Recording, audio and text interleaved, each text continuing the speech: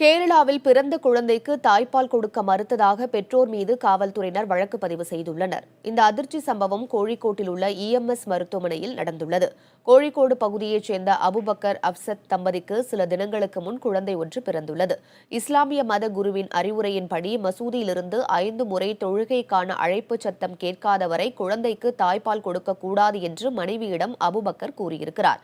இதனை ஏற்று பெற்ற குழந்தைக்கு தாயும் பால் கொடுக்க மறுத்துவிட்டார். மருத்துவர்கள் எவ்வளவோ எடுத்து கூறியும் தாய்ப்பால் கொடுக்க அனுமதிக்க முடியாது என மறுத்துவிட்ட தந்தை அபுபக்கர் தனது மனைவி மற்றும் குழந்தையை மருத்துவமனையிலிருந்து கட்டாய டிஸ்சார்ஜ் பெற்று அழைத்துச் சென்று விட்டார். இதுகுறித்து அளிக்கப்பட்ட புகாரை அடுத்து பிறந்த குழந்தையின் உரிமையான தாய்ப்பாலை கொடுக்க மறுத்ததாக தாயார் மற்றும் தந்தை மீது கேரள காவல்துறையினர் வழக்கு பதிவு செய்துள்ளனர்.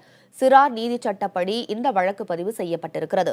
முன்னதாக இந்த விவகாரத்தில் குழந்தையின் தாயிடம் காவல்துறையினர் நடத்திய விசாரணையில் தம்மை தலாக் செய்து விடுவதாக கணவர் மிரட்டியதாலேயே குழந்தைக்கு தாய்ப்பால் கொடுக்க மறுத்ததாக தெரிவித்திருக்கிறார்.